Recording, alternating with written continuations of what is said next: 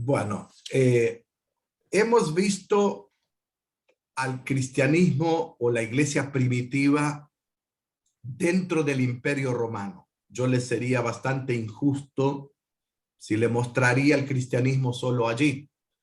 Ayer, creo que o anteayer, hemos visto cómo el cristianismo es un movimiento, no es una institución, que nace en el judaísmo, va hacia el mundo griego, gnóstico, y el que le da forma a todo es la enseñanza paulina, más que nada.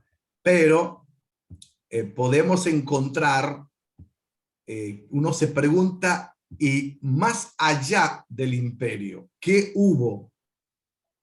¿Hubo iglesias? Bueno, acá sí, lo que ayer decía, hubo iglesias muy tempranas en esta zona que eran como amortiguadores de los grandes imperios de uno y otro, y entre ellos para nosotros es muy notable encontrar que el progreso del cristianismo fue sin pausa y fue mucho más allá del Imperio Romano. Fue a Persia, Partia, India, Asia Central, y el primer lugar que va a llegar y las primeras comunidades primitivas van a estar en un lugar llamado Edesa. Ahí en Hechos 2 encontramos que hay partos, medos, elamitas y que todos los que habitan en Mesopotamia. Eso es Mesopotamia, el Éufrates, el Tigris, y que notamos que son civilizaciones muy grandes. El cristianismo hasta hoy están todavía presentes allí. Desde Antioquía hay una misión para Oriente. Hay desde los primeros cristianos arameos, ni siquiera son judíos, van a predicar o van a ir con una misión hacia mucho más allá, y el primer misionero dicen ser Adai o Tadeo, el nombre de él. Y lo que la historia nos relata de un rey convertido al cristianismo. Ahora fíjense, no hablamos hoy de Constantino, no lo vamos a hablar tampoco porque no hay tiempo. Constantino está en el año 312, pero acá estamos hablando del año 100, 120, 130.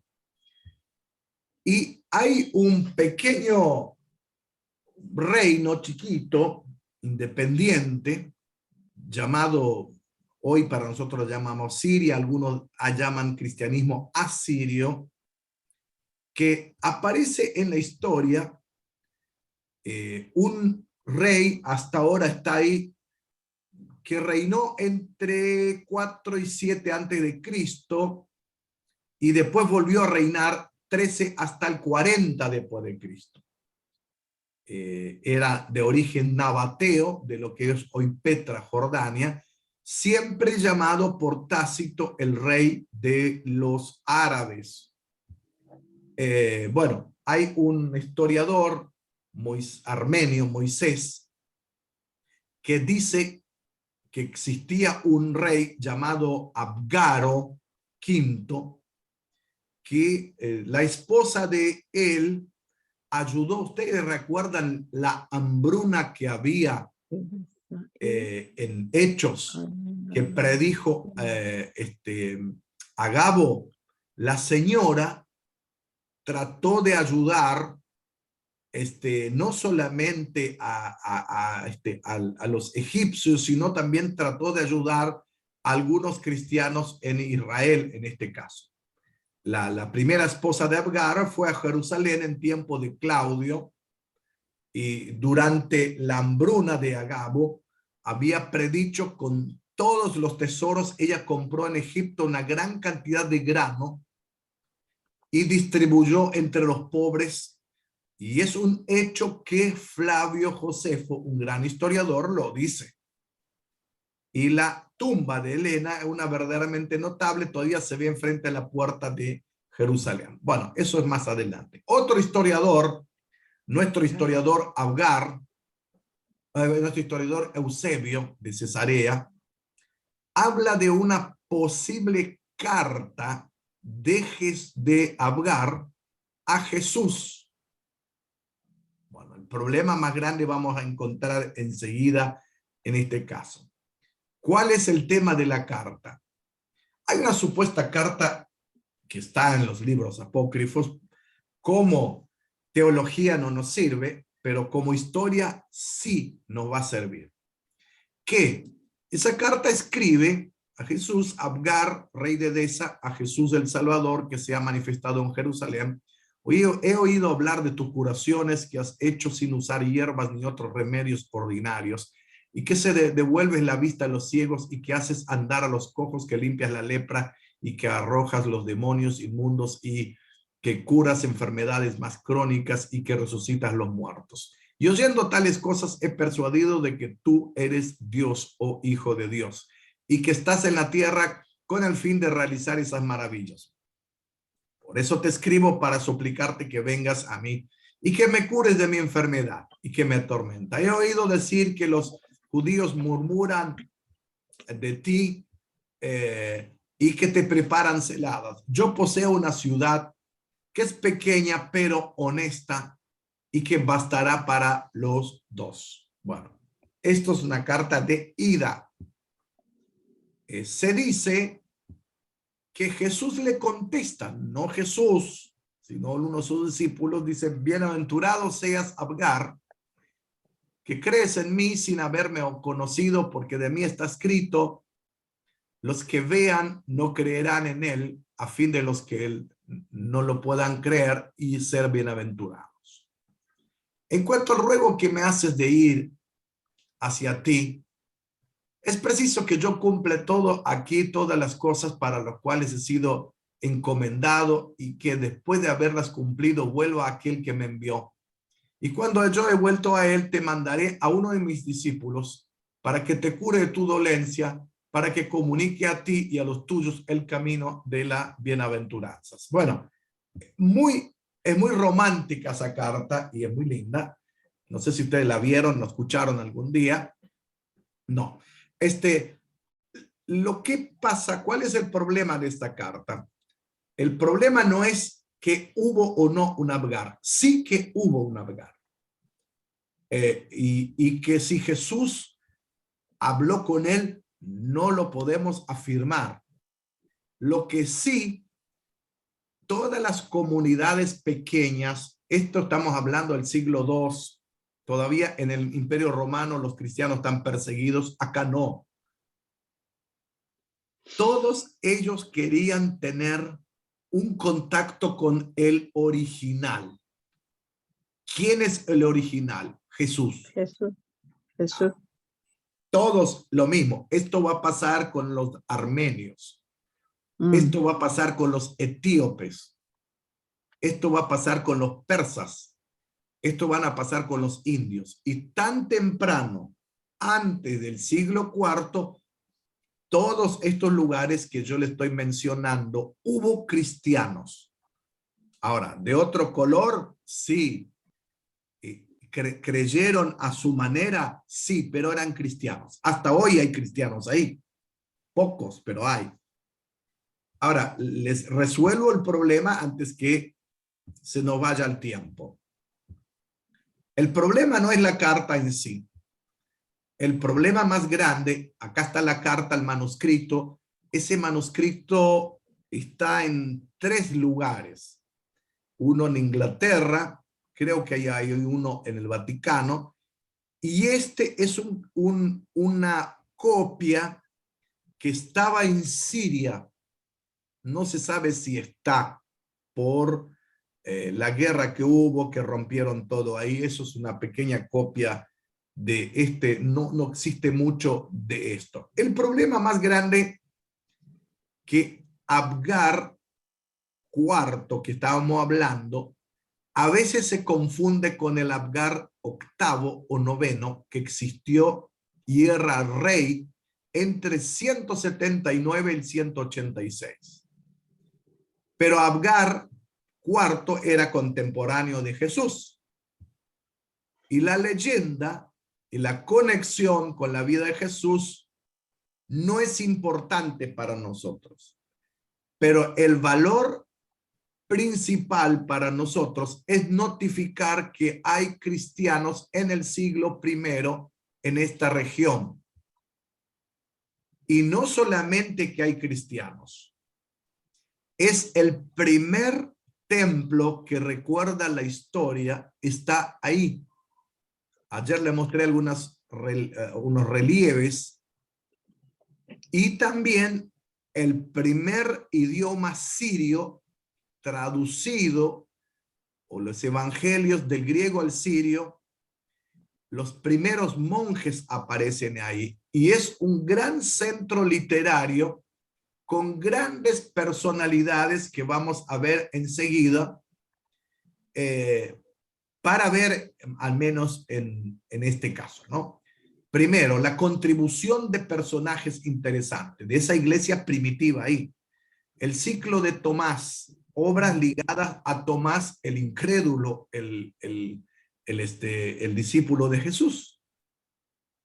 Odas de Salomón. Odas de Salomón es unos escritos, unas poesías muy lindas para aquellos que quieren conocer respecto a los dones espirituales y todo.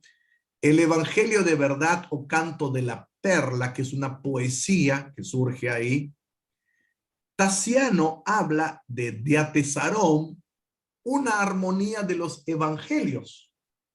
Primera.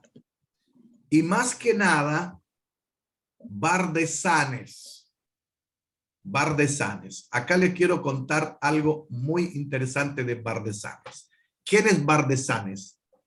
Bardesanes es un primer compositor del siglo II de poesías y de himnos cristianos.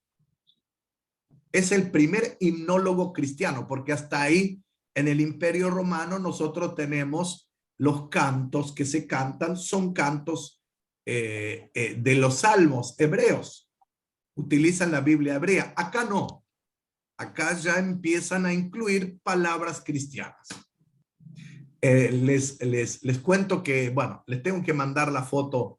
Voy a ver si lo subo la foto para que ustedes escuchen al sacerdote asirio que me tocó hablar en Belén. Y con él hablamos de Bardesanes. Bardesanes es un escritor de himnos y donde el cristianismo empieza a desligarse del judaísmo. O sea que empieza a tener vida propia. Es muy interesante. Y los que estudian el Nuevo Testamento griego, abajo hay como notas y muestran de dónde, no sé si ustedes estudiaron griego o no, de dónde salió. Si es un manuscrito hebreo, si es un manuscrito griego, quién escribió. Y muchos manuscritos siriacos aparecen ahí. Es muy interesante. Para nosotros es... Sí. Profesor, para esto ya era el siglo II. Fines del siglo I, principio del siglo II. Estamos hablando del año 130, 170.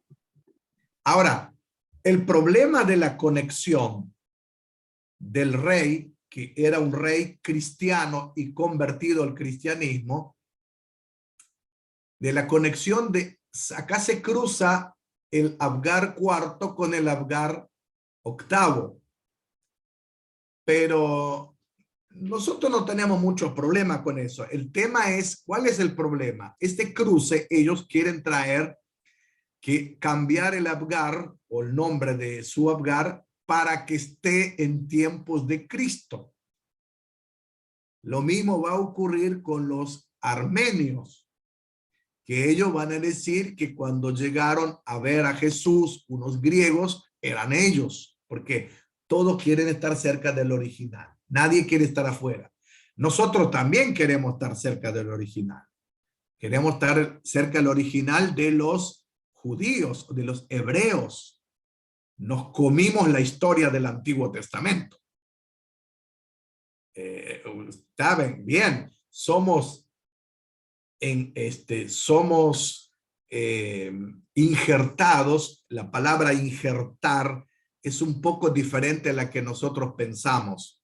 Predicadores, escuchen bien. Y parte de injertar es trabajar con una planta y ponerle un gusto distinto a la otra y cambiar. Pero acá en el sentido bíblico es distinto. En el jardín de olivos hay todavía pedazos grandes de partes de olivares que se dicen que tienen 1000 años, otros dicen que tienen 2000.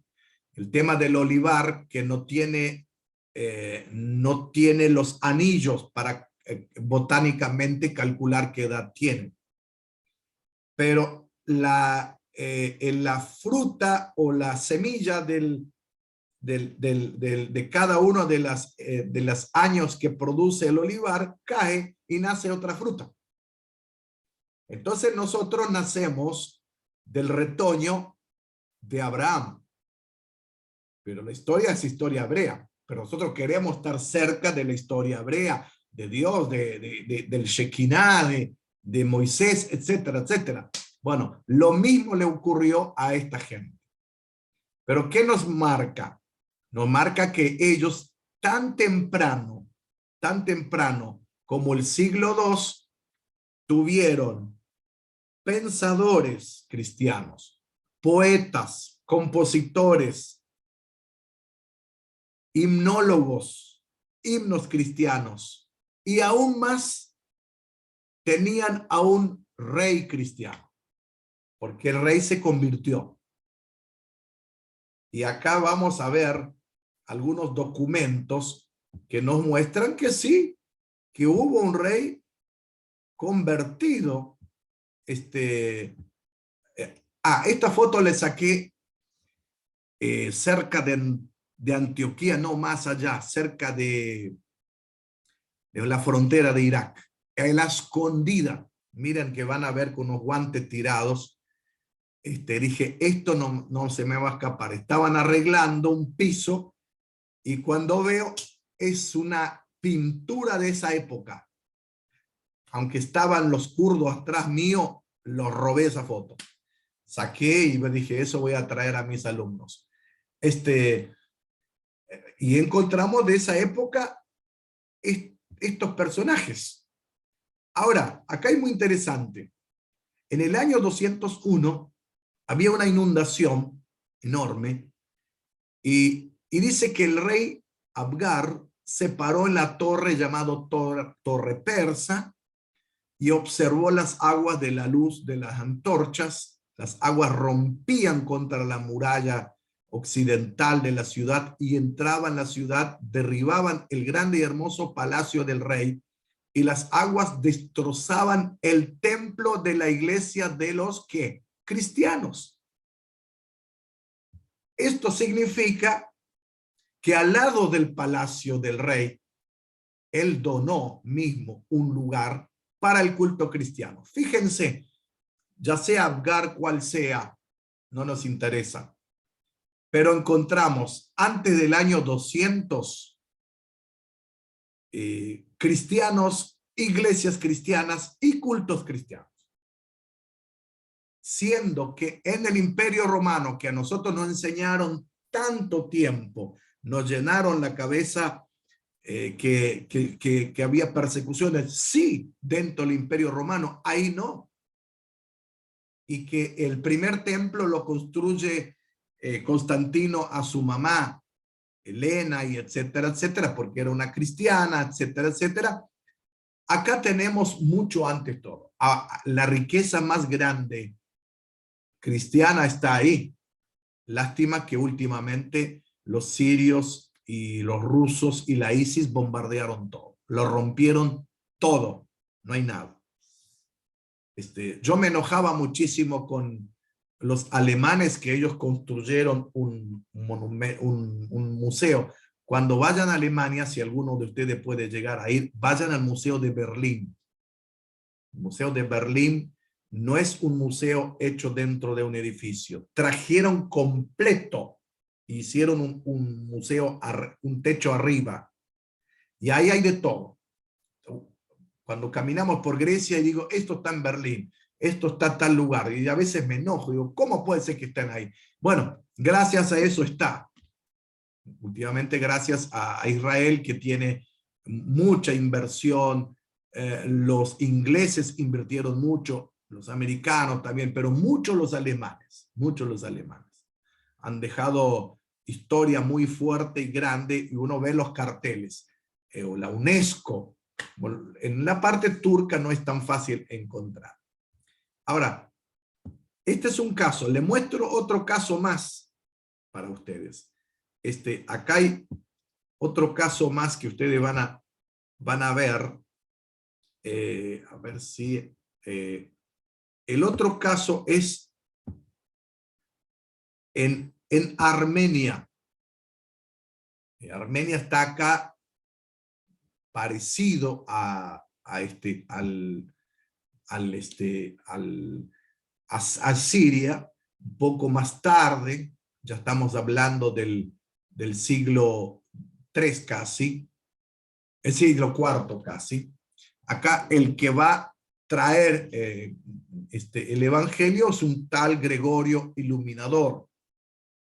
Gregorio va a pelear, va a estar, vieron que eso no vale la pena mencionarlo, pero entre idas y venidas que el imperio persa se pelea con el imperio romano, y de repente hay un momento que este Gregorio es mandado, el papá de Gregorio es un detective de un rey Tirdad, y el rey Tirdad reconoce y lo mata todo, deja solo Gregorio. Gregorio es armenio. Gregorio se va al imperio romano, ahí conoce el cristianismo, en plena persecución, vuelve, y cuando vuelve ya es Armenia nuevamente. El rey no le gustó mucho, ya era Tirdad II, segundo, no le gustó mucho lo que pasó con su sobrino, porque tiene mucha popularidad, lo metió preso dentro de este pozo. Y él estaba 16 años metido ahí. Este es el lugar supuesto, y una monjita, una mujer que limpiaba ese lugar, arreglaba ese lugar, le tiraba un pedazo de pan y un poco de agua, de eso vivía él. Y resulta que el rey se enfermó de licantropía, y la mujer que limpia, que está ahí, la que cuida el lugar, dice, yo sé quién te puede sanar. Y bueno, y él dice, tráeme, licantropía es la enfermedad del lobo, que no podía ponerse la camisa. Y se sentía un animal. Y cuando lo llama, era nada más y nada menos al que tenía puesto preso. Hay una foto que no lo pude encontrar. Esos documentos lo encontré en un centro armenio, y un estudiante armenio que está en Estados Unidos me ayudó a traducir muchas cosas.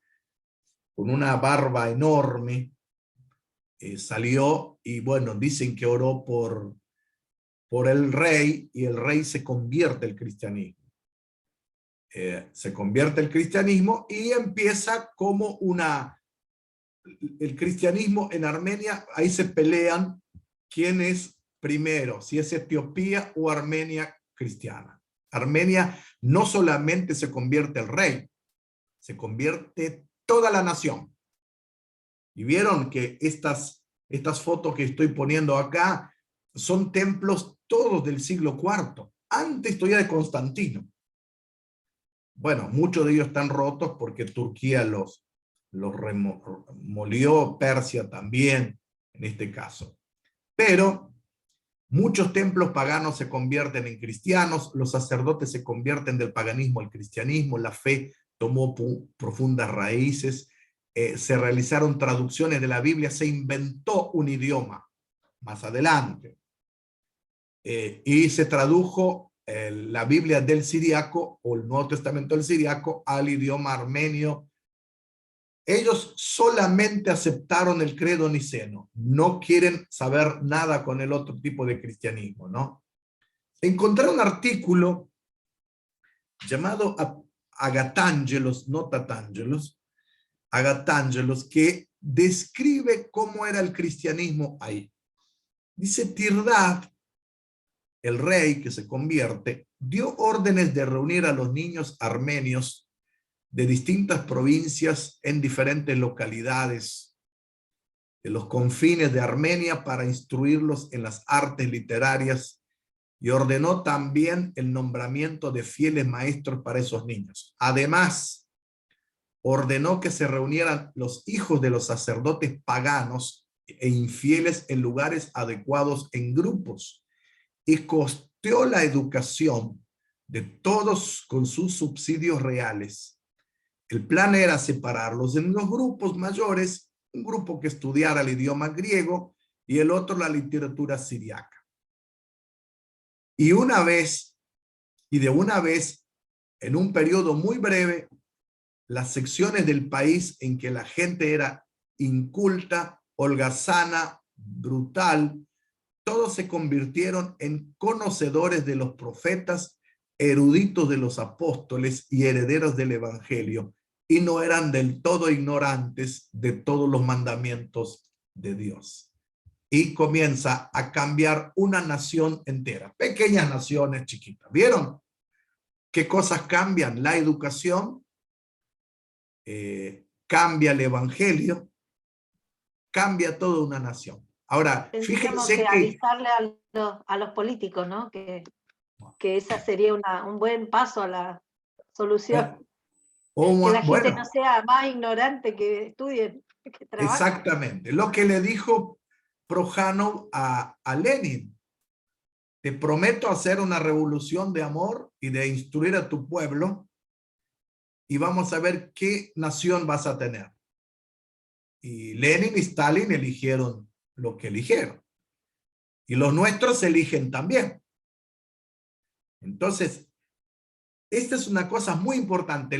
El cristianismo primitivo era un cristianismo que tenía un impacto muy fuerte en la sociedad, aún en su anonimato. Cambiaba en la sociedad completa. Por eso que decían los romanos: miren cómo se aman. Por eso el gobierno siriaco adoptó el modelo cristiano. Por eso los armenios adoptaron esto. Ahora, uno se pregunta: ¿dónde están estos cristianos hoy? ¿Por qué desaparecieron? Hay muchas respuestas. Una de ellas son las persecuciones. Las persecuciones hacen que el cristianismo crezca o desaparezca. La bondad de un país hace que un país crezca o desaparezca. Eso me enseñó un profesor en el doctorado, Charles Vanegne. Yo dije: necesitamos una persecución, porque en la persecución es donde andamos bien. Él dice: es verdad y no tan verdad. En las persecuciones, o caso de Israel en la diáspora, entendió muchas cosas. Pero hubo civilizaciones cristianas que desaparecieron y quedaron en la nada. ¿Por qué? Porque a veces no hay claridad. Los cristianos primitivos aguantaron la persecución y el martirio porque ellos tenían claro cuál era la misión de ellos. Lo mismo ocurre, acá quiero hablar despacio, en la bondad. A veces en la bondad se hace misión. En los países europeos hubo una etapa en Inglaterra que fue bondadosa, y ellos aprovecharon a hacer misión. Lo mismo norteamericanos hicieron misión, pero hoy están en otra cosa. Entonces, tanto la bondad como la persecución, el problema de la vida general, pueden ser instrumentos de expansión, pero pueden ser instrumentos también de desaparición. La clave está en nosotros. La clave está en iglesias firmes, en cristianos firmes, en educación firme, en aquella propuesta, y que la iglesia tenga claro lo que es la iglesia es. Punto. La iglesia primitiva marcó eso porque ha sido fuerte. Ha sido fuerte. Y los primeros 3 siglos fueron maravillosos para todos lados. Ya sea lugares de persecución o este lado que no había otra persecución más grande. Yo no le mostré, pero hay un cristianismo acá. A ver si tengo cargado, les muestro. Esto es de los armenios, ¿no? Después los persas han sido fuertemente cristianos, nestorianos. Ellos creían más que la naturaleza de Cristo fueron separadas, una humana y una divina. Fueron los extraordinarios misioneros a la China, fueron los muy fuertemente mártires, y especialmente las iglesias persas fueron desapareciendo. ¿Por qué? Cuando se convierte Constantino, entre comillas, Constantino no sé si se convierte, escribe una carta, sabe que en Persia hay muchos cristianos, y escribe una carta al rey Sapor II, y le dice: te recomiendo que cuides a las miriadas de cristianos que hay en tu tierra, y que Dios te guarde. Sapor pensó que era una carta de amenaza y desencadenó una persecución de tal calibre que fue una persecución más fuerte aún que la persecución en Roma. Se murieron millones, miles y millones de cristianos. Y ahí fue lentamente, no desapareciendo. Después tenemos el cristianismo en Arabia, que nunca aprendió, que vino el islamismo y unificó Mahoma unificó la guerra, unificó las tribus con su sistema de religión, porque Mahoma tenía contacto con los cristianos y judíos, y bueno, arrasó con todo. Etiopía fue muy fuertemente cristiana, hasta hoy sigue siendo un cristianismo raro. India fue muy temprana evangelizada. Y hay una carta de un tal Cosmas que viajó. Él decía que la tierra era plana, era un terraplenicia de aquellos tiempos, y para el año muy temprano, para el siglo IV y V, escribe diciendo: he recorrido todas las regiones y vi cristianos por todo el mundo, porque buscaban el camino de la pimienta. La pimienta era la heladera de aquel momento, mantenía las propiedades de la carne, de todo lo que sea, y encontró cristianos por todo lado. Dice: encontré cristianos con sus iglesias, con sus problemas y sus mártires. Es un documento muy interesante que encontramos. Así que bueno, yo le voy a mandar esta plaquita acá que le estaba mostrando. Ahí ustedes van a ver todos los cristianos de cada lugar, cómo se reunían, en quién creían y de qué de ellos quedó. Cada vez hay menos de estos. En Palestina encontramos que cada vez hay menos. Pobres palestinos dicen: cada vez somos menos. Los pastores dicen: vamos a cerrar nuestras iglesias. En la Siria también dice, el sacerdote que cuida el el templo donde está el pozo de Jacob, dice, yo estoy acá, pero cuando me muero no hay nada que me suceda. No hay más, desaparecerán.